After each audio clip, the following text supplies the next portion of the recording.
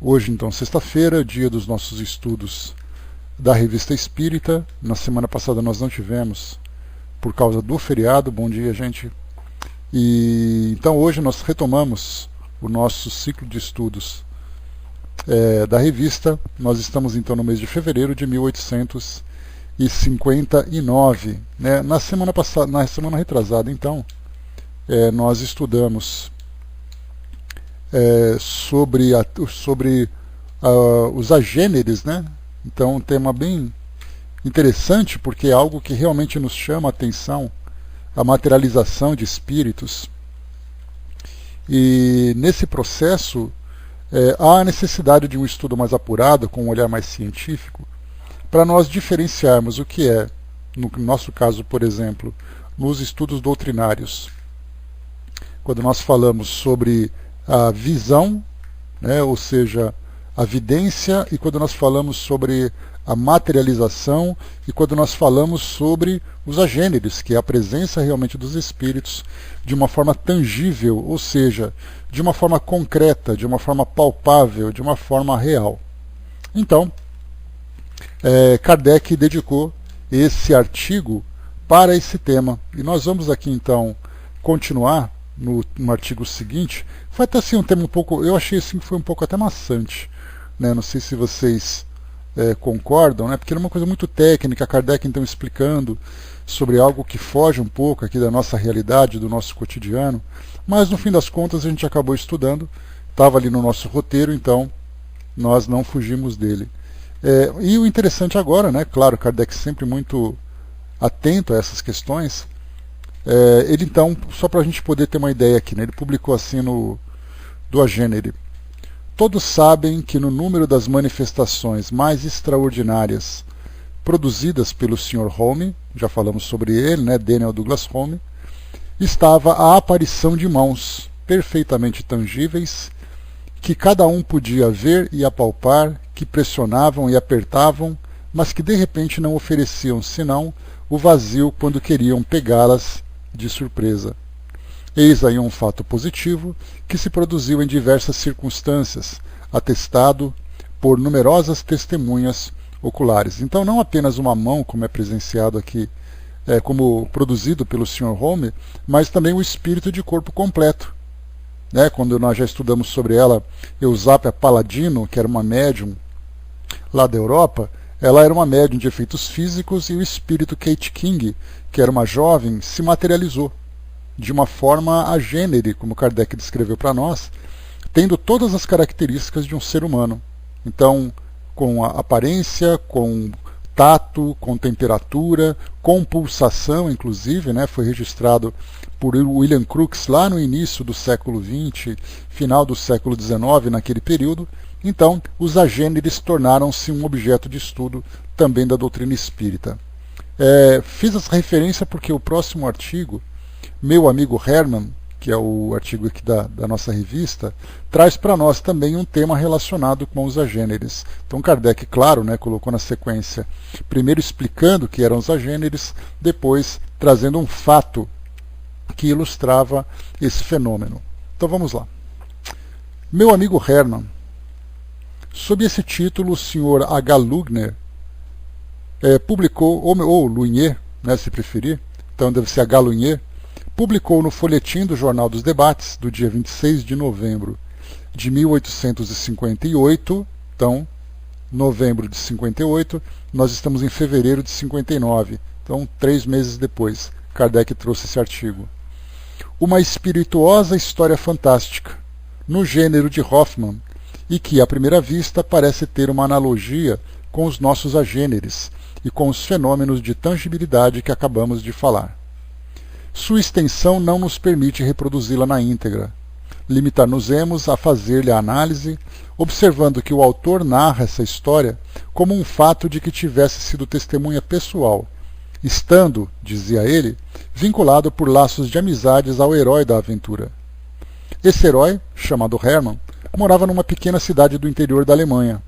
Aliás, interessante aqui que são vários artigos que Kardec traz para nós, informações de fenômenos mediúnicos na Alemanha. Então nós já tivemos histórias bem interessantes que vêm de lá. Era, diz o narrador, um belo rapaz de 25 anos, de porte avantajado, cheio de nobreza em todos os movimentos, gracioso e espirituoso no falar. Muito instruído e sem o menor pedantismo, fino e sem malícia, muito cioso de sua dignidade e sem a menor arrogância. Em suma, era perfeito em tudo, e mais perfeito ainda em 3 coisas: no amor pela filantropia, na vocação particular pela valsa e na doçura do caráter. Essa doçura não era fraqueza, nem temor dos outros, nem desconfiança exagerada de si mesmo. Era uma inclinação natural, uma superabundância desse milk of human kidneys, né? Ou seja, essa substância doce que nós temos, né? De que de ordinário não encontramos senão nas ficções dos poetas e da qual a natureza vinha aqui honrado. Hermann com uma dose nunca vista. Aliás, não encontramos senão nas ficções dos poetas e da qual a natureza vinha aqui honrado Hermann com uma dose nunca vista. Ele continha e, ao mesmo tempo, sustentava os adversários com uma bondade onipotente e superior aos ultrajes. Podiam feri-lo, mas não encorelizá-lo. Certo dia, tendo-lhe o barbeiro queimado a ponta da orelha, ao anelar seus cabelos, Hermann apressou-se em desculpá-lo, tomando para si a culpa e garantindo que se havia mexido desajeitadamente. Entretanto, nada disso aconteceu, posso dizê-lo em consciência, porque se achava presente e vi claramente que tudo se deveu à inabilidade do barbeiro. Deu muitas outras provas de imperturbável bondade de alma. Ouvia a leitura de maus versos com um ar angélico e podia aos mais tolos e respondia aos mais tolos epigramas com elogios bem postos, quando espíritos malévolos teriam agido com maldade. Essa doçura extraordinária o tornara célebre. Não havia mulher que não desse a vida para vigiar sem descanso o caráter de Hermann, procurando fazer com que perdesse a paciência pelo menos uma vez na vida. Acrescentai a todos esses méritos a vantagem de uma completa independência e uma fortuna suficiente para ser contado entre os mais ricos homens da cidade, e dificilmente podereis imaginar que faltasse alguma coisa à felicidade de Hermann. Entretanto, não era feliz, e muitas vezes dava mostras de tristeza. Isso se devia a uma enfermidade singular, que o havia afligido a vida inteira e que há muito excitava a curiosidade de sua pequena cidade. Hermann não podia ficar acordado um instante sequer após o pôr do sol.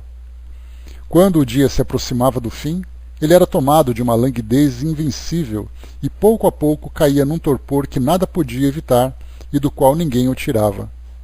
Deitava-se com o sol e se levantava ao raiar do dia. Seus hábitos matinais o teriam feito excelente caçador, se tivesse podido vencer o horror do sangue e suportar a ideia de dar uma morte cruel a inocentes criaturas. Eis em que termos, no momento de desabafo, descreve a própria situação ao seu amigo do Jornal de Debates. Bem o sabeis, meu caro amigo, a que enfermidade estou sujeito e que sono invencível me oprime regularmente desde o crepúsculo até a aurora. Sobre isso também sabeis o que todos sabem, e como todos, já ouvistes dizer que esse sono, por assim dizer, se confunde com a morte. Nada é mais verdadeiro, e esse prodígio pouco me importaria, eu juro, se a natureza se contentasse em tomar-me o corpo como objeto de uma de suas fantasias. Mas a minha alma é também seu joguete, e não vos posso dizer sem horror a sorte bizarra e cruel que lhe foi infligida. Cada uma de minhas noites é povoada de um sonho que se vincula com a mais fatal clareza ao sonho da noite anterior. Esses sonhos, queira Deus que sejam sonhos, se seguem e se encadeiam como os acontecimentos de uma existência comum que se desenrolasse à face do sol e na companhia de outros homens. Vivo, pois, 2 vezes, levando 2 existências bem diferentes. Uma se passa aqui, convosco e com os nossos amigos. Outra muito longe daqui, com homens que conheço tão bem quanto vós, com quem falo como vos falo, e que me tratam de louco como fazeis quando me refiro a uma outra existência além desta que passo convosco. Entretanto, estou aqui vivo e falando, sentado ao vosso lado e bem desperto, penso. E quem pretendesse que sonhamos ou que somos sombras, com justa razão não passaria por insensato? Pois bem, meu caro amigo, cada um desses momentos, desses atos que preenchem as horas de meu sono inevitável, não são meros reais, e quando me acho inteiramente nessa outra existência, é esta que eu seria tentado a considerar como um sonho. Entretanto, não sonho aqui mais do que lá. Vivo alternadamente os dois lados, e não poderia duvidar, embora minha razão fique estranhamente chocada com o fato de minha alma animar sucessivamente dois corpos e de se defrontar assim com duas existências. Ah, meu caro amigo, quisesse Deus que nesses dois corpos ela tivesse os mesmos instintos e a mesma conduta, e que lá eu fosse o homem que aqui apreciais e conheceis. Mas não é nada disso, e talvez não ousariam contestar a influência do físico sobre o moral se conhecessem minha história. Não quero me vangloriar. Aliás, o orgulho poderia inspirar-me uma dessas duas existências, é aviltado pela vergonha inseparável da outra. Todavia não posso dizer sem vaidade que aqui sou justamente amado e respeitado por todos. Louvam-me a personalidade e as maneiras. Acham-me nobre, liberal e distinto. Como sabeis, amo as letras, a filosofia, as artes, a liberdade e tudo quanto faz o encanto e a dignidade da vida humana. Assisto os infelizes e não tenho inveja do próximo. Conheceis minha proverbial doçura, meu espírito de justiça e de misericórdia e meu insuportável horror à violência. Todas essas qualidades que me elevam e aqui me adornam, eu as expio lá, por vícios opostos. A natureza que aqui me cumulou de bênçãos, houve por bem amaldiçoar-me lá. Não apenas me lançou numa situação inferior, onde tive de ficar sem letras e sem cultura, como deu a esse outro corpo, que é também o meu, órgãos tão grosseiros ou tão perversos, sentidos tão cegos ou tão fortes, inclinações tais e tais necessidades, que minha alma obedece, em vez de comandar, deixando-me arrastar por esse corpo despótico às mais vis desordens. Lá eu sou duro e covarde, perseguidor dos fracos e servil diante dos fortes, impiedoso e invejoso, justo por natureza, violento até o delírio. Entretanto, sou eu mesmo, e por mais que me odeie e me despreze, não posso deixar de me reconhecer. Hermann parou um instante, sua voz tremia e os olhos estavam molhados de lágrimas. Tentando sorrir, eu lhe disse: quero vos excitar doçura, para melhor curá-la. Dizei-me tudo. Para começar, onde se passa essa outra existência e com que nome sois conhecido? Chamo-me William Parker, respondeu ele. Sou cidadão de Melbourne, na Austrália. É para lá, no país dos antípodas, que voa minha alma, assim que vos abandona. Quando o sol aqui se põe e ela deixa Hermann inanimado, e quando lá se levanta, dá a vida ao corpo inerte de Parker. Começa então minha miserável existência de vagabundagem, de fraude, de rixas e de mendicância. Frequento uma sociedade má, e nela sou contado entre os piores. Estou em luta incessante com os meus companheiros, e não raras vezes me vejo de faca em punho. Estou sempre em guerra com a polícia, e com frequência obrigado a me esconder. Porém tudo tem um termo neste mundo, e esse suplício está chegando ao fim. Infelizmente, cometi um crime. Matei covarde e brutalmente uma pobre criatura que se havia ligado a mim. Levei assim ao cúmulo da indignação pública, já excitada pela minha má conduta. O júri condenou-me à morte e espero minha execução. Algumas pessoas humanas e religiosas intercederam junto ao governador, a fim de obter-me graça, ou pelo menos o sursis, que me dará tempo para me converter. Entretanto, é bem conhecida a minha natureza grosseira e intratável. Recusaram-no, e amanhã, ou melhor, esta noite, serei infalivelmente conduzido à forca. Pois bem, disse-lhe eu sorrindo, tanto melhor para vós quanto para nós. É uma boa solução a morte desse velhaco. Uma vez Parker lançado na eternidade, Hermann viverá em paz. Poderá velar como todo mundo e ficar conosco dia e noite. Essa morte curar-vos-á, meu caro amigo, e sou grato ao governador de Melbourne por ter recusado graça a esse miserável. Enganai-vos, respondeu-me Hermann, com tal gravidade que me causou dó. Morreremos juntos os dois, porquanto somos apenas um, e malgrado nossas diversidades e nossa natural antipatia, não temos senão uma alma, que será ferida por um único golpe, porque em todas as coisas respondemos um pelo outro.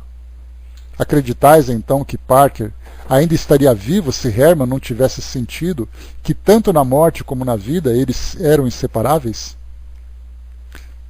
Teria eu hesitado um instante se tivesse podido arrancar e lançar ao fogo essa outra existência como o olho maldito de que falam as Escrituras? Mas eu estava tão feliz por viver aqui que não admitia morrer lá. E minha indecisão durou até que a sorte resolveu para mim essa terrível questão. Agora tudo está consumado. Acreditai que estou me despedindo de vós. No dia seguinte encontraram Hermann morto em seu leito, e alguns meses depois os jornais da Austrália noticiaram a execução de William Parker, com todas as particularidades descritas por essa duplicata. Então esses aqui são os fatos que Kardec apresenta para nós. Bom dia, pessoal que chegou. Vamos agora então aos comentários de Kardec sobre isso. Toda essa história é narrada com imperturbável sangue frio e em tom sério. Nada falta nos detalhes que omitimos para dar-lhe um cunho de verdade. Na presença dos estranhos fenômenos que testemunhamos, um fato dessa natureza poderia parecer ser tão real que, pelo menos possível, e relacionado até certo ponto com aqueles que já citamos. Com efeito, não seria análogo àquele rapaz que dormia em Bolonha, enquanto ao mesmo tempo conversava em Londres com seus amigos? Esse aqui é um fato que Kardec comentou em artigos anteriores, de um rapaz então que dormia em Bolonha, na França, mas conversava com amigos lá em Londres, através da emancipação e da materialização dele, tornando-se um agênere, ou seja, aquele espírito que se torna tão material que se passa por um encarnado. Então esse foi um artigo, 3 ou 4 artigos atrás que nós lemos. Então Kardec faz uma comparação desse fato. Claro que Kardec apenas pegou ali os relatos, né? Não teve ali como fazer uma análise mais detalhada, mais positiva, né? Mais presencial para entender o fenômeno. Mas ele dizia exatamente isso. Enquanto um dormia, que era o caso, por exemplo, de Hermann, lá onde ele vivia, que quando ele adormecia, o outro então se materializava lá na Austrália, ou vice-versa. Nesse caso, como aquele estava sendo executado, e esse aqui acabava morrendo, né, desencarnando, então ele fazia essa relação, levantando essa possibilidade. E ele comenta também um outro fato, né, o de Santo Antônio de Pádua, que no mesmo dia pregava na Espanha e se mostrava em Pádua para salvar a vida do pai acusado de homicídio. Também lembramos desse fato, né? Santo Antônio de Pádua, inclusive, acabou sendo canonizado por isso, porque o pai dele, sendo acusado de um crime que não tinha cometido, que foi um assassinato, ele então, em emancipação, se materializou do outro lado e defendeu o pai no dia da execução. Então ele apareceu em 2 lugares ao mesmo tempo, sendo ele como encarnado e o outro como uma materialização. À primeira vista, pode-se dizer que, se esses 2 fatos forem exatos, também não é impossível que Hermann tenha vivido na Austrália enquanto dormia na Alemanha, e reciprocamente. Embora nossa opinião esteja perfeitamente estabelecida a esse respeito, acreditamos dever referi-la aos nossos instrutores de além-túmulo em uma das sessões da sociedade. À pergunta: o fato relatado pelo Jornal dos Debates é real? Responderam: não. é uma história feita especialmente para divertir os leitores. Se não é real, é possível? Não. Uma alma não pode animar dois corpos diferentes. Realmente, a história de Bolonha, se bem o rapaz se tenha mostrado em dois lugares diferentes simultaneamente, em verdade possuía apenas um corpo de carne e osso e estava naquela cidade.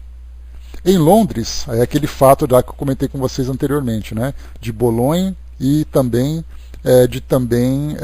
Londres. Em Londres havia apenas a aparência ou perispírito, tangível, é certo, mas não o próprio corpo mortal. Ele não poderia morrer em Londres e em Bolonha. Então ele diz assim que aquela materialização, lá em Londres, o rapaz poderia abraçar os amigos, apertar as mãos, mas na verdade era o espírito materializado. André colocou, né, as mães deviam ter essa possibilidade de bicorporeidade, né? E ia ter muito mais trabalho, né, Andréia? Aí você poderia colocar tricorporeidade, porque os trabalhos iam aumentando, né? Ninguém ia conseguir fazer uma coisa só. É muita coisa para fazer.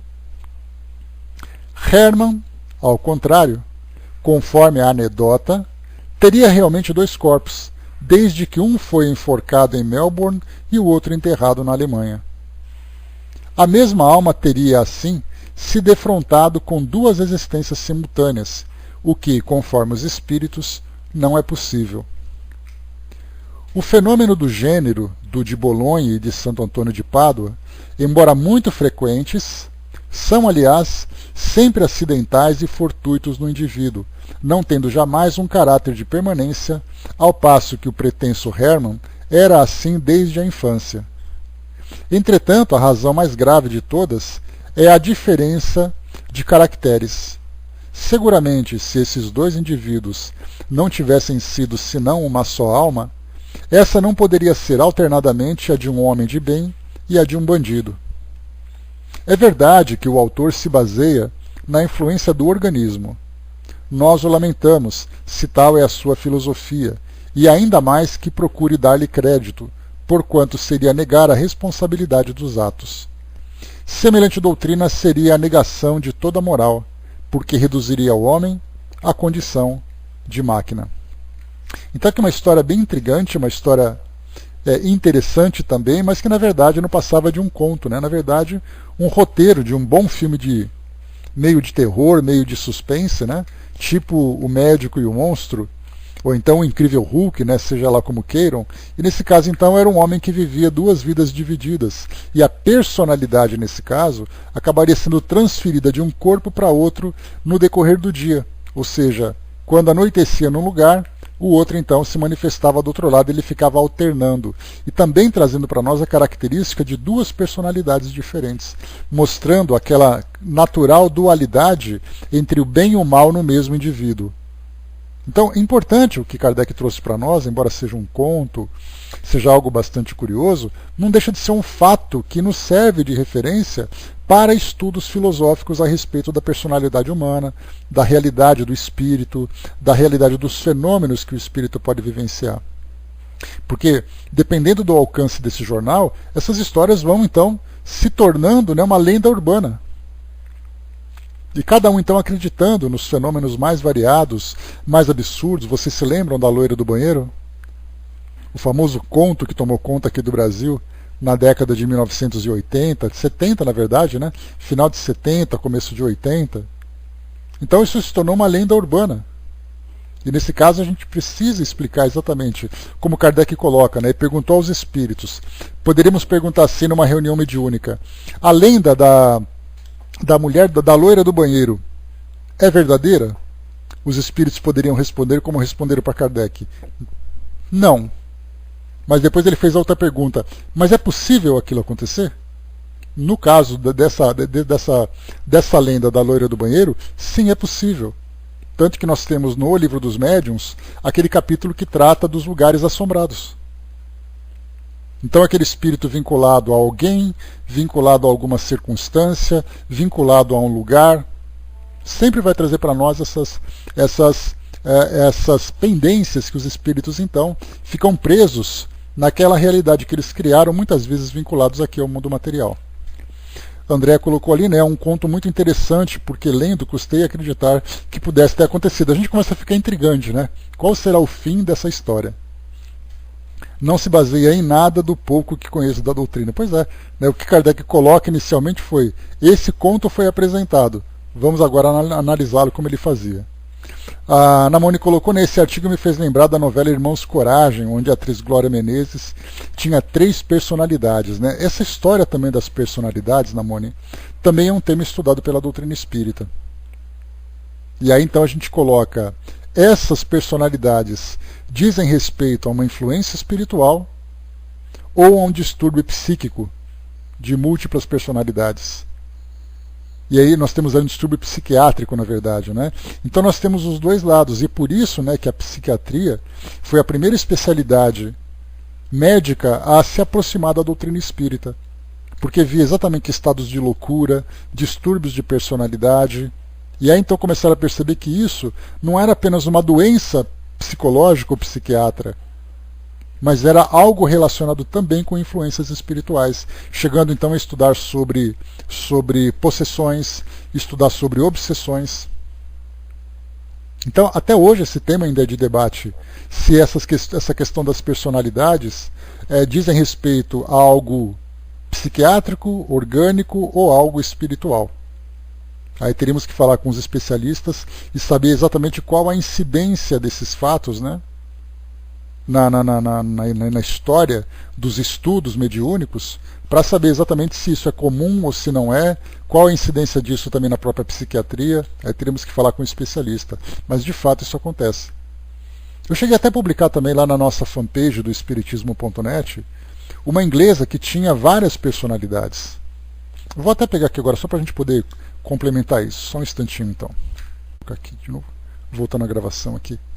A psiquiatria, por exemplo, ela coloca as múltiplas personalidades como algo relacionado com uma fuga que o indivíduo tem para fugir da realidade que ele está vivendo. Então ele não consegue lidar com determinado trauma, geralmente trauma que começa na infância, e por causa dessa dificuldade, então ele começa a criar um mundo paralelo, um mundo fantasioso, né? E cabe então ao psiquiatra fazer a união dessas realidades ou dessas personalidades, entre aspas, né? Para poder fazer com que o indivíduo lide de fato com a realidade que ele está vivendo. Então essa seria sim uma justificativa que se tem para entendermos melhor de que forma que isso afeta o indivíduo. Achei aqui o artigo. Ó. Distúrbio que leva uma mulher a conviver com 5 vozes na sua cabeça. Então eles consideram isso como sendo um distúrbio. Né? Então assim, esse é o detalhe. Quer ver? Deixa eu olhar aqui só a introdução para a gente satisfazer aqui a nossa curiosidade. Raquel Waddingham convive com mais de 5 vozes em sua cabeça que comentam sua vida diariamente. Elas têm nomes, personalidades e idades claramente diferenciadas, fazendo com que a britânica consiga distinguir perfeitamente qual é qual, até mesmo pela forma de falar. Blue é a mais nova, tem 3 anos apenas e é muito triste, mas também muito travessa. Elf tem 11 anos e se ofende com facilidade. Deixa eu ver mais aqui.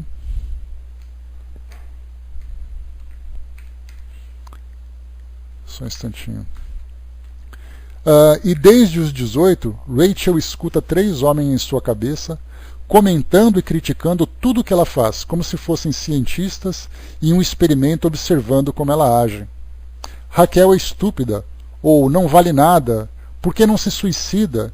E ainda, você é nojenta, não te suporto, são algumas das coisas que elas costumam dizer. Eu me lembro da primeira vez que as escutei. Estava na cama, fiquei gelada. Senti que não podia me mexer e escutava todos dizendo essas coisas horríveis, contou a BBC. Segundo Rachel, as vozes também ouvem umas às outras e falam entre si, além de ter medo uma das outras. É como ter uma rede de pessoas na cabeça. Ouvir vozes é algo geralmente associado a doenças mentais. Mas e se Rachel não estiver doente? A médica Angela Woods, da Universidade de Durham, no Reino Unido, lidera a pesquisa Ouvindo Voz, um dos estudos mais complexos do mundo sobre a experiência de ouvir vozes. Se você estivesse preso em um tanque, totalmente isolado do ponto de vista sensorial e social, é quase garantido que após 72 horas você começaria a ouvir vozes, afirmou a médica à BBC. A maioria das pessoas passa por uma ilusão auditiva em algum momento de sua vida, principalmente durante o sono ou, por exemplo, quando você pensa que alguém disse o seu nome. Mas as alucinações auditivas de Rachel são bem mais do que isso. Ela pertence ao grupo que engloba, estima-se, cerca de 2% da população que ouve vozes que vivem em sua cabeça regularmente e que estabelece relações com elas. No entanto, essas vozes não são completamente inventadas. Deixa eu ver o tamanho do artigo aqui. Tá, só mais um trechinho. Segundo a médica, as vozes são tão reais como as coisas que vivenciamos no mundo. Os cientistas comprovam por exames cerebrais que quando pessoas como Rachel ouvem vozes, elas apresentam atividade cerebral diferente. É difícil imaginar como é essa experiência. Algumas são negativas, críticas e dizem coisas horríveis. Outras podem ser amigáveis, úteis, por exemplo, dando conselhos ou ideias. A BBC conversou com um paciente, por exemplo, que escreveu um livro para crianças graças à colaboração de uma das vozes. Para nós aqui parece que é uma coisa óbvia, né? Dá a impressão claramente de uma influência espiritual. Inclusive uma pessoa que escreveu um livro trazida por uma dessas vozes. E até agora que nós vimos aqui, não tem nada relacionado com algo espiritual. Obviamente porque a ciência, principalmente na Inglaterra, acaba não tendo nenhuma preocupação em trazer esse lado espiritual. Deixa eu ver mais aqui. Os personagens distintos que convivem em uma mesma mente também podem falar idiomas diferentes. Geralmente eles estão fora do controle dos pacientes, ainda que alguns deles digam que conseguem controlá-las de certa forma. Para alguns, essas vozes não se diferenciam em nada daquelas que ouvimos das pessoas do mundo real. Para outros, é como escutar constantemente de fundo uma conversa na mesa ao lado de um restaurante. Rachel diz que às vezes percebe a presença das vozes, ainda que elas não digam nada. Seria quase como uma experiência sensorial para além da voz. Olha, mais um detalhe interessante também. Nós temos então médiuns audientes, nós temos médiuns inspirados, médiuns intuitivos, médiuns sensitivos, e nós vamos então encaixando nessa mesma personagem várias situações de mediunidade. Claro que nós estamos fazendo um paralelo, não podemos comprovar, porque isso pode ser espiritual como pode não ser. Não sei exatamente como nós explicaríamos isso, né? Olá, dona Miriam, bom dia. Mas então, Rachel teria perdido o juízo? Sim e não. Ela foi diagnosticada com uma combinação de esquizofrenia com transtorno bipolar. Olha só então, esquizofrenia e transtorno bipolar. Passou anos seguindo uma rotina de medicamentos com antipsicóticos e visitas frequentes ao hospital. Hoje, porém, ouve vozes, mas não está doente. Ela trabalha e leva uma vida normal, equilibrada e sem medicação. Se não tivesse revelado, ninguém saberia o que acontece na sua cabeça. Mais da metade do grupo do qual ela faz parte, que inclui cerca de 2%, das pessoas da população global que ouve vozes regularmente, leva vidas normais, sem necessidade de qualquer medicação psiquiatra. Então, no caso do transtorno dissociativo de identidade, Gilda, é um diagnóstico da psiquiatria. Assim como eu comentei com vocês há pouco tempo, no passado a psiquiatria taxava qualquer tipo de alteração de comportamento do indivíduo como uma doença mental. Até então que começou a se aproximar, através desse embasamento com a doutrina espírita, de analisar as influências dos espíritos. Então pode ser um transtorno dissociativo? Pode. Pode ser uma influência espiritual? Também pode, mas qual dos dois é exatamente? Nesse caso que nós temos aqui, é analisado por uma psiquiatra apenas. Não tem ali nenhum médium presente, nenhum estudo investigativo com bases na doutrina espírita para saber exatamente se isso é uma característica espiritual. Ainda mais da forma como nós vemos aqui. E continua, vamos lá. Trauma. Uma das coisas que muitas pessoas que ouvem vozes têm em comum é ter sofrido algum tipo de trauma na infância, aquilo que eu tinha comentado com vocês anteriormente. A especialista garante que os traumas nos primeiros anos de vida têm um enorme impacto na probabilidade de ouvir vozes na idade adulta. A relação entre a adversidade na infância e ouvir vozes na vida adulta é tão forte quanto a relação entre fumar e ter câncer de pulmão. De acordo com essa hipótese, quando uma criança sofre um abuso, o trauma é tão grande que, como um mecanismo de defesa, os sentimentos que são muito fortes para ela vivenciar diretamente se rompem e se externalizam. Esse é um pouco o caso de Rachel. Para mim, o maior problema não foi só o abuso, mas também tê-lo mantido em segredo. Acredito que eu silenciei o abuso e o reduzi, e as vozes são quase como metáforas para isso ou janelas para isso. Mas seria esse o motivo pelo qual ouço vozes por causa do trauma? Não sei. Pode ser também que eu tenha geneticamente a capacidade de ouvir vozes. Então olha que curioso esse artigo, né, que trata dessa questão, que precisaria, nesse caso, ter uma abertura, né, para um estudo mais aprofundado relacionado com a parte mediúnica. Que muitas pessoas são médiums, acabam sofrendo as consequências de uma mediunidade desequilibrada e são tratadas por psiquiatras como sendo distúrbios mentais.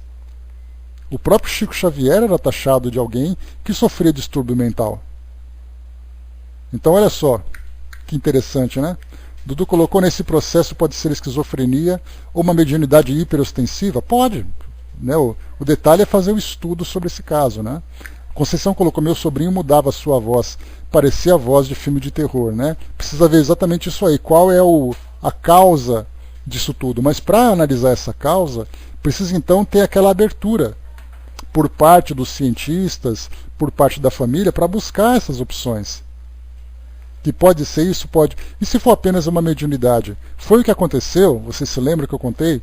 Aquele caso do Dr. Alexander Moreira Almeida, aquele psiquiatra que é médium também, que fez aquela pesquisa sobre reencarnação, que recentemente eu comentei com vocês, que ele era da Universidade de Juiz de Fora, e ele então, no doutorado dele, quando ele conquistou o título de doutor, lá nos Estados Unidos, a tese dele apresentada era sobre a saúde mental de médiums. Então ele tinha aquele formulário que trazia ali várias perguntas importantes para análise psiquiátrica, analisando a saúde mental, o histórico familiar, o grau de formação, a formação acadêmica do indivíduo, de que forma que essas impressões, de que forma que essa experiência era percebida por ele. E aí então a conclusão do seu estudo era que a grande maioria dos médiums tinha uma vida absolutamente saudável. E aqueles poucos que viviam algum tipo de distúrbio, era um distúrbio natural, alguém que tinha depressão, alguém que tinha alguma coisa. Então, quer dizer, a gente vê assim que o que a nossa medicina pode fazer, juntando essa parte da psiquiatria com a mediunidade, é tentar estudar a saúde mental dos indivíduos. Porque a medicina, nesse caso, a psiquiatria em especial, não pode entrar no campo espiritual. Para analisar a existência dos espíritos, para analisar o processo de influência, a capacidade do indivíduo de ouvir os espíritos, o que ela pode fazer é, esse indivíduo tem uma percepção além da normal. O que ele percebe exatamente? Então, são os nossos, né, no caso a Associação Médico Espírita Brasileira, adoraria ter uma paciente como essa, né, como essa Rachel, que eu li para vocês aqui desse artigo da BBC, para poder estudar exatamente o que ela está fazendo. Qual é a realidade dela? Se é algo realmente mental causado por esse trauma que ela viveu durante a infância, ou se é algo relacionado com a mediunidade, apesar dos abusos que ela sofreu durante a infância. Conceição colocou, né, era muito pressionado pelo pai para estudar. Né? Então, tudo pode ser. A gente percebe que muitos casos desses, Conceição, são gerados, né, acometem indivíduos que tiveram um histórico que pode ter causado isso, que pode ser a origem dessas mudanças de comportamento e essas alterações de personalidade. Né? Então, muito bem, voltando aqui para o nosso roteiro, né, curioso, bem interessante a gente ter ter colocado esse artigo aqui para a gente analisar também. Então aqui o que nós vimos, né, nesse artigo foi essa história que Kardec encontrou num periódico, falando sobre um indivíduo que tinha essa dupla vida num país e no outro, quando matou um de um lado, o outro morreu. E aí então o que Kardec analisou é que isso não passa de uma história, os espíritos assim confirmaram, e ele trouxe para nós depois uma explicação dizendo que pode acontecer os casos de materialização, de um espírito se tornar tangível, mas um espírito não pode ocupar dois corpos ao mesmo tempo.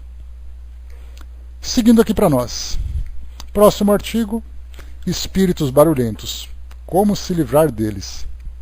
É interessante porque eu, pelo menos, não me lembro, talvez uma ou duas vezes, algum caso de pessoas próximas que falam sobre presença de espíritos barulhentos.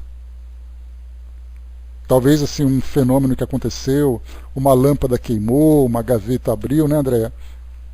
Alguma coisa que aconteceu de diferente, mas assim a presença de espíritos barulhentos não é algo mais comum que nós vemos nos nossos dias atuais. Mas aqui Kardec já dá dica, ó, como se livrar deles. Vamos conhecer um pouquinho dessa história. Escrevem-nos de Gramate. Numa casa da aldeia de Cogé, comuna de Bastar, ruídos extraordinários são ouvidos há cerca de 2 meses. A gente não só quase nunca ouve falar disso, ainda mais por um período tão prolongado. A princípio eram golpes secos e muito semelhantes ao choque de uma clava no assoalho, ouvidos de todos os lados, sob os pés, sobre a cabeça, nas portas, nos móveis. Logo depois as passadas de um homem descalço e o tamborilar dos dedos nas vidraças. Os moradores da casa ficaram amedrontados e mandaram rezar missas. A população, inquieta, se dirigia à aldeia e ouvia. A polícia interveio e realizou vários inquéritos, mas o barulho aumentou. Em breve as portas eram abertas, os objetos derrubados, as cadeiras arremessadas contra a escada, os móveis transportados do andar inferior para o sótão. Tudo quanto relatado, atestado por um grande número de pessoas, se passou em pleno dia. A casa não é um casebre antigo, sombrio e enegrecido, cujo aspecto faz sonhar com fantasmas. Trata-se de uma casa recentemente construída e risonha. Os proprietários são boas pessoas, incapazes de querer enganar e morrem de medo.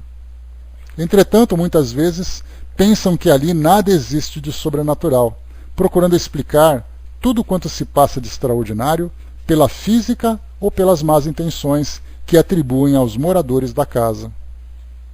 Eu, que vi e acreditei, resolvi dirigir-me a vós para saber quais são os espíritos que fazem esse barulho e conhecer o meio, caso exista, de os silenciar. É um serviço que prestaríeis a essa boa gente, etc. Então Kardec encerra aqui a publicação do artigo que ele recebeu. Os fatos dessa natureza não são raros. Todos se assemelham, mais ou menos, e em geral não diferem, senão pela intensidade e pela maior ou menor tenacidade. Quando se limitam a alguns ruídos sem maior consequência, não causam inquietação, mas quando adquirem certa proporção, transformam-se em verdadeira calamidade. Pergunta ao nosso honrado correspondente quais são os espíritos que fazem esse barulho. A resposta não deixa dúvida. Os espíritos de ordem muito inferior são os únicos culpados. Os espíritos superiores, assim como entre nós, os homens graves e sérios, não se divertem em fazer algazarra. Muitas vezes os chamamos para perguntar-lhes a razão que assim os impedem de perturbar o sono alheio. A maioria não tem outro objetivo senão divertir-se. São antes espíritos levianos do que maus, que riem dos temores que ocasionam e das pesquisas inúteis que são feitas para descobrir a causa do tumulto que provocam. Frequentemente se obstinam junto ao indivíduo, percebem? Obstinam, obstinação, obcecados, obsessão. Frequentemente se obstinam junto a um indivíduo, comprazendo-se de o vexar e perseguindo-o de casa em casa. De outras vezes se vinculam a um lugar sem qualquer motivo, a não ser por capricho. Por vezes também há uma vingança que exercem, como temos ocasião de ver. Em certos casos sua intenção é mais louvável. Querem chamar a atenção e estabelecer contato, seja para dar um aviso útil à pessoa a quem se dirige, seja para solicitar algo para si mesmos. Kardec mesmo já viveu essa experiência, né, de espíritos batedores na sua casa. Ele estava ali fazendo, se eu não me engano, redigindo o estudo, o livro dos Espíritos, e ele fez uma análise meio equivocada, e aqueles barulhos começaram.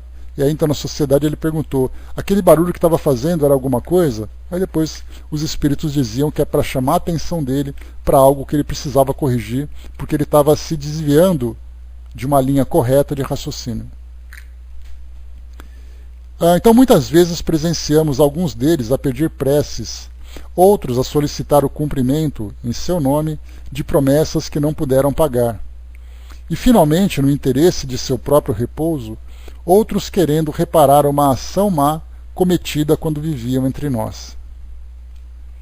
Em geral, não há razão para nos amedrontarmos. Sua presença pode ser importuna, mas não oferece perigo.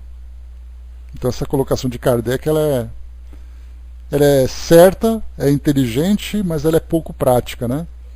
Porque se você sabe que tem um espírito na sua casa, se você sabe que você vai andar pelo corredor à noite para ir no banheiro, vai aparecer ali uma luz, vai aparecer uma batida, alguém vai tocar nas suas costas, e você ficar tranquilo, não oferece perigo nenhum. O único perigo é você infartar, né? Ou você correr e pular pela janela. Então, assim, tecnicamente realmente não oferece qualquer perigo, mas na prática não é assim que funciona, né? Compreende-se, aliás, que tenhamos desejo de nos desembaraçarmos deles. Todavia, fazemos exatamente o contrário do que deveríamos fazer. Se são espíritos que se divertem, quanto mais levamos a coisa a sério, mais eles persistem, como crianças travessas que incomodam tanto quanto mais veem que nos implicamos e que temem e que metem medos aos pusilânimes. Se tomássemos o sábio partido de rir de suas tranquinadas, acabariam por se cansar e nos deixariam em paz. Conhecemos alguém que, longe de se irritar, os excitava, desafiando-os a fazer tal ou qual coisa, de modo que, ao fim de alguns dias, eles não mais apareceram. Porém, como já havíamos dito, existem outros cujos motivos é menos frívolo. Eis porque é sempre útil saber o que querem. Se pedem alguma coisa, estejamos certos de que suas visitas cessarão assim que seu desejo for satisfeito. A melhor maneira de nos instruirmos a esse respeito é evocar o espírito através de um bom médium escrevente. Por suas respostas veremos imediatamente com quem estamos lidando e, em consequência, como poderemos agir. Se é um espírito infeliz, manda a caridade que o tratemos com os cuidados que merece. Se for um brincalhão de mau gosto, poderemos agir sobre ele à vontade. Se for malévolo, é preciso pedir a Deus que o torne melhor. Em todo caso, a prece só poderá dar bons resultados. Entretanto, a gravidade das fórmulas de exorcismos os faz rir e não são levadas em nenhuma consideração. Aqui é importante a gente colocar essa parte também, porque não apenas os exorcismos que nós já tanto ouvimos falar, né? Não vou dizer que nós conhecemos, porque ninguém aqui conhece. Eu acredito que ninguém tenha participado de uma sessão de exorcismo, e mesmo que tenha participado, não conhece os detalhes técnicos desse tipo de prática. Mas nós temos também, isso já ficou algo um pouco mais frequente, passava na televisão aquelas chamadas sessões de descarrego, em que igrejas evangélicas aqui no Brasil faziam então essa transmissão na televisão desses tipos de entre aspas, desobsessão. em que aquele indivíduo que era afetado se contorcia, tentava xingar, ameaçava, e aquele pastor valente colocava a mão na cabeça dele e mandava isso sair, expulsava o espírito e coisa e tal, né? Então é interessante que a gente vê, obviamente aquilo não é uma transmissão ao vivo, mas a gente sempre vê e ouve falar daquilo que deu certo. Porque muitas vezes existem ali muitos religiosos que fazem com boa fé e estão ali bem servidos, bem acompanhados de espíritos amigos, que ajudam na resolução dessas questões de influências espirituais. Mas aquilo que não dá certo, de ouvir, por exemplo, um espírito que simplesmente simplesmente debocha desses religiosos, né, dessas pessoas de um modo geral que fazem isso a gente acaba não sabendo também. Mas como colocado para nós aqui, Kardec já mencionou isso outras vezes, inclusive trazendo casos para nós sobre isso. Então, a gravidade das fórmulas de exorcismo os faz rir e não são levadas em nenhuma consideração.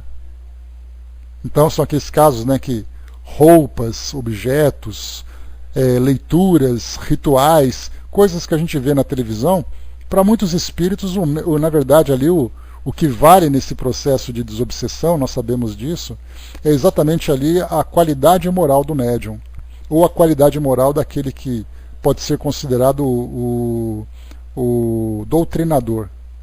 Se é um indivíduo que tem uma vida cheia de viciações e vai querer dar uma lição de moral no espírito, não existe nenhuma fórmula mágica que faça isso. Então a doutrina já é bastante clara sobre isso, né? Exatamente tratando desses trabalhos de auxílio espiritual a espíritos sofredores, a também espíritos obsessores. Então é pela influência moral que isso acontece. E continua. Se pudermos entrar em comunicação com eles, precisamos desconfiar das qualificações burlescas ou assustadoras que se dão algumas vezes, a fim de se divertirem com a nossa credulidade. Aí, nesse caso, essas qualificações burlescas ou assustadoras, é o caso, por exemplo, de um espírito que ele diz assim, né, eu sou o próprio filho do diabo e eu vim aqui acabar com vocês. Então ele começa a utilizar rótulos, ele faz ameaças, ele faz de tudo para evitar que aquele que é o alvo da sua obsessão, ou aquele ambiente que é o local ali onde ele vive, onde ele assombra, vamos dizer assim, ele faz tudo então para impedir que haja qualquer mudança daquilo que ele gosta de fazer, daquilo que ele prefere fazer. Então por isso, Kardec coloca, quando é possível entrar em comunicação, a primeira coisa então é desconfiar de tudo que os espíritos falam. E começar com muito cuidado, traçar ali o perfil daquele espírito, para saber exatamente quem ele é, o que ele deseja fazer. Já comentei com vocês situação assim. Não, pois é, Andréa, ele é difícil, por isso que Kardec sempre comenta, né, e isso é algo muito presente dentro da doutrina, a necessidade da formação do médium. Não apenas uma formação técnica, mas uma formação psíquica e uma formação moral também para poder fazer esse tipo de trabalho. Não é só o indivíduo chegar e falar assim, não, deixa que eu resolvo.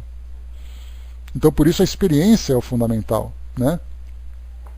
Então, como eu já comentei com vocês também num outro caso, uma amiga que é médica, que é espírita também, ela então, trabalhando no setor de emergência, chegou uma mulher com graves distúrbios psiquiátricos. Chegou ali presa, né, carregada, quase que amarrada, foi restrita ao leito ali para não causar nenhum tipo de problema. E aí então, conversando com a pessoa, o espírito disse, eu sou o diabo.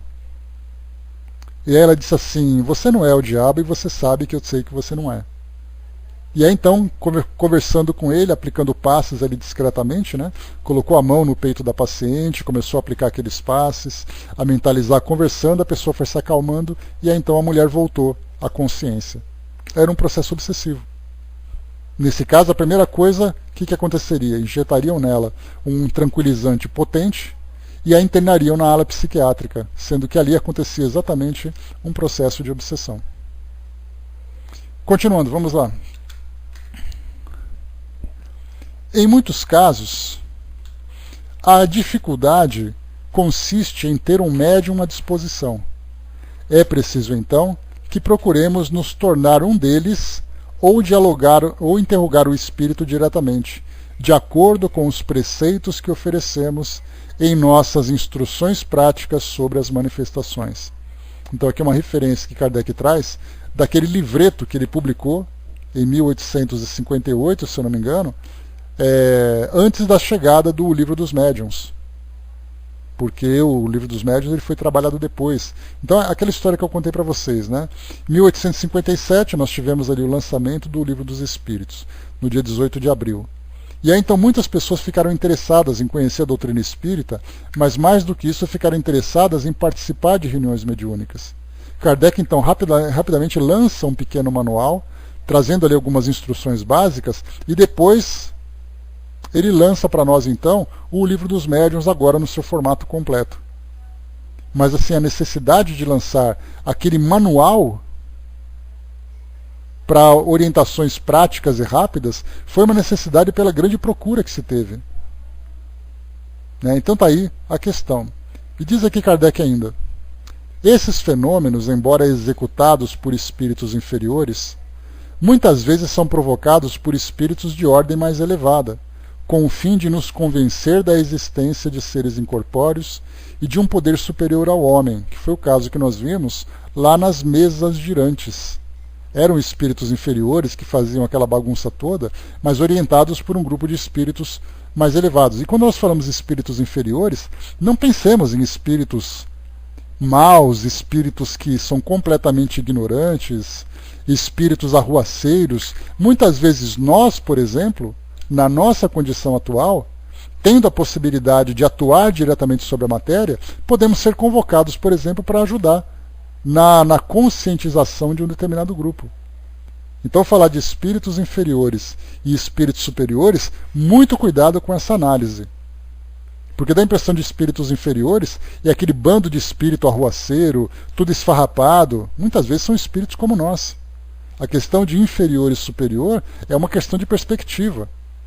Nós podemos ser superiores àqueles que estão piores do que nós e somos inferiores com relação àqueles que são superiores. Então são espíritos mais ligados ao mundo material. Não necessariamente espíritos moralmente inferiorizados, espíritos maus nesse sentido, né? E continua. A repercussão daí resultante, o próprio medo que causam chama a atenção e terminarão por abrir os olhos dos mais incrédulos. Isso quando é um objetivo de chamar a atenção sobre a realidade do mundo espiritual. Esses últimos acham mais fácil reduzir tais fenômenos ao plano da imaginação. Explicação, aliás, mais cômoda e que dispensa outras. Então, é mais fácil a gente dizer que aqueles barulhos que nós ouvimos em casa é tudo coisa da sua imaginação, coisa da sua cabeça, do que aceitar a possibilidade da presença dos espíritos. Assim como também é muito mais fácil rotular um indivíduo, um médium, que tem a mediunidade desequilibrada, de que ele tem um problema psiquiátrico, do que avaliar a possibilidade de uma influência espiritual. Então, nesses dois sentidos.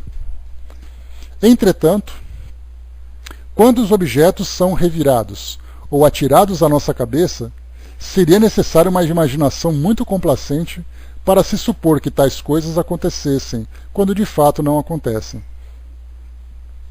Se observamos um efeito qualquer, esse efeito necessariamente tem uma causa.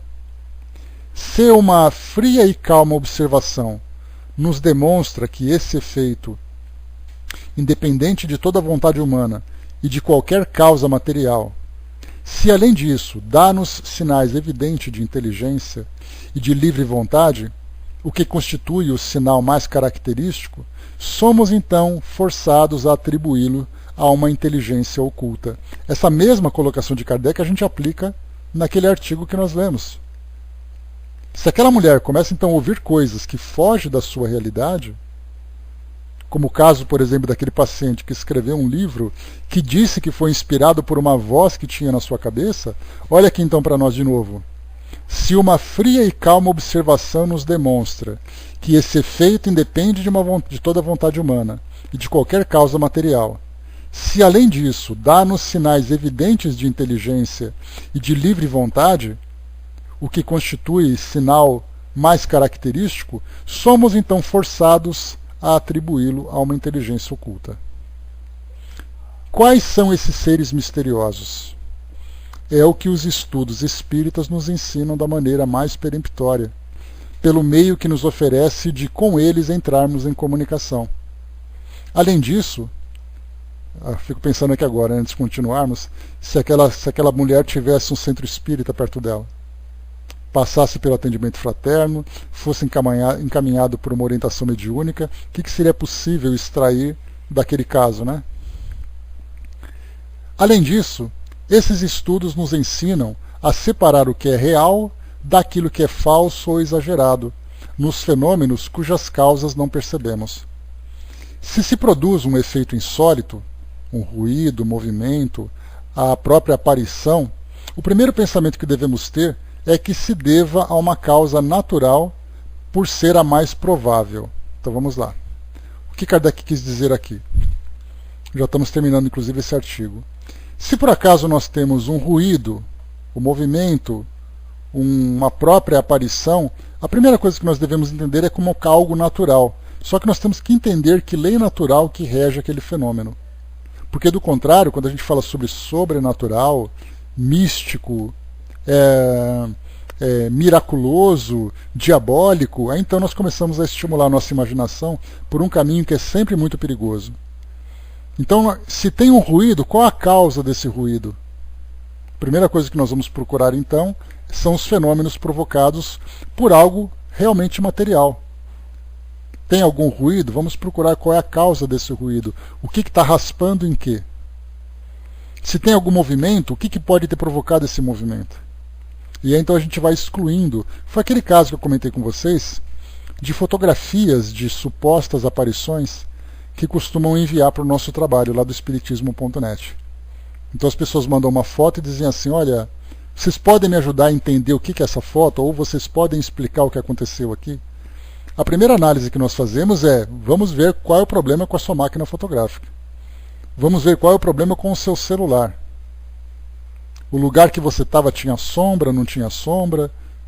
Depois de excluir tudo aquilo que diz respeito ao mundo material, vamos tentar entender pelo mundo espiritual. E sem aquela coisa nossa, realmente você fotografou um espírito. Mas dizendo, olha, você fotografou um espírito. Aí você explica que pela sintonia, pela frequência eletromagnética ali que o espírito entrou, foi capaz de ser percebido visualmente, blá blá blá blá blá blá, e acaba toda aquela coisa misteriosa que se tinha. E finalmente Kardec coloca, é preciso então pesquisar essa causa com o maior cuidado e não admitir a intervenção dos espíritos senão com conhecimento de causa. Só é possível afirmar que teve alguma coisa a ver com espíritos sabendo exatamente do que se fala, e não colocando os espíritos no primeiro plano e depois deixando tudo aquilo que pode ser a verdadeira causa aqui do mundo material, ou mesmo até do mundo das energias, como é o caso da parapsicologia. Muitas vezes nós temos um indivíduo que tem uma capacidade telecinética de movimentar objetos à distância que pertence a ele, é um fenômeno anímico. Ele causa aquilo, ele como na expressão técnica da parapsicologia, o indivíduo é o epicentro daquele fenômeno. Tudo acontece em torno dele. Agora, pode ser a presença espiritual? Também pode. Pode ser tudo junto? Também pode. E aí Kardec coloca, é o único meio de não nos iludirmos. Então, está aqui para nós então, essa história que foi contada, espíritos barulhentos, como se livrar deles. Dudu tinha perguntado um pouco mais acima, né, Dudu, se é necessário a presença de um médium de efeitos físicos, né, sempre. Os espíritos não conseguem interferir aqui no mundo material sem que tenha essa substância que faça essa conexão. Então há a necessidade de um médium de efeitos físicos que esteja presente no local, que esteja próximo ao local, ou que saiba, ou que saiba que é médium, ou que sequer tenha consciência disso. Não, Kardec não era médium. Tá? Ele mesmo já tinha afirmado isso, que a mediunidade dele ele não tinha mediunidade ostensiva nenhuma. Né? Então tudo aquilo que acontecia eram de pessoas próximas a ele. mas os espíritos utilizam esses recursos para determinado filme, como eu, né? Também sou médium de tijolo, então já viu. Então, como foi colocado inclusive no artigo aqui da revista que nós lemos, né? Aqui do jornal, não tem ninguém que pelo menos uma vez na vida não ouviu uma voz. Eu nunca ouvi. Médium tijolo não ouve essas coisas, né? A André colocou, né? E se o ambiente ou o prédio estiver vazio, pode acontecer? Andréia, a gente não sabe, eu pelo menos não conheço nenhuma pesquisa nesse sentido, que possa afirmar para nós qual é a distância que os espíritos podem colher esse material para provocar um fenômeno. Então pode ser próximo? Pode. Os espíritos podem percorrer alguns quilômetros? Também pode. Então eu não sei como funciona. O que a gente sabe, e Kardec afirmou isso através das pesquisas que ele fez, foi exatamente saber que há a necessidade do ectoplasma, que é essa substância que os espíritos utilizam, tanto para a materialização como para provocar um efeito físico. Ele precisa colher de um encarnado para poder utilizar para provocar esse fenômeno. É o que nós sabemos. Agora, qual a distância, de que forma que os espíritos colhem isso, infelizmente eu não sei. A Nancy colocou, né, nunca ouviu também te chamar no portão e não era ninguém? Também não, Nancy, ainda não. Deixa eu ver aqui, um animal, um cão, um gato pode fazer? Não sei te dizer, Dudu, sinceramente eu não vou fazer aqui nenhuma especulação, porque o que nós sabemos é que os animais, e isso se encontra no livro dos médiuns, né, eles não podem ser influenciados pelos espíritos. Mas a gente lembra que, eu li alguma coisa sobre isso, que é na nossa mitocôndria, lá no citoplasma das nossas células, que são produzidas essas substâncias do ectoplasma. Como os animais possuem também, né, essa mesma estrutura celular, né, as células eucariontes ali com a citoplasma, é possível? É possível. Já foi comprovado alguma coisa? Que eu saiba, não. Então, como saber, né? Boa pergunta essa. Então é isso, meus amigos. Encerrando por aqui então o nosso encontro de hoje, nós então lemos 2 artigos, o artigo Meu Amigo Herman e depois Espíritos Barulhentos, Como se Livrar Deles. Então essas 2 experiências para nós, para esses 2 artigos, né, para o nosso estudo, né? O que a gente pode colocar no caso do prédio que a Andrea colocou por exemplo, os animais podem doar? Possivelmente sim, uma especulação que eu faço. Qual é o animal ideal para fazer isso? Qual é o tamanho do animal ideal para poder doar essa quantidade de fluido necessária para provocar um efeito físico? Também não sei. Então são coisas que a gente vai... Fica no ar essa pergunta, né? Quando a gente chegar do outro lado e encontrar a oportunidade, essa primeira coisa lança essa pergunta, né? Se um espírito, se um animal pode participar, colaborar. Aí a gente entra naquele caso também, né? Será que o animal tem uma predisposição para doar esses fluidos, como acontece com o médium de efeito físico? Porque nem todas as pessoas têm essa facilidade também. Animais podem ver espíritos? Há relatos que sim. Todo animal pode ver espírito? Não sei dizer. Então são esses detalhes, né? O mundo animal ele ainda é pouco explorado. Então, pois tem animais que sentem, tem animais que não sentem nada, né? O Marião colocou, acho que vamos levar um caderninho. Ah, com certeza. Eu vou levar uma enciclopédia, né, Marião?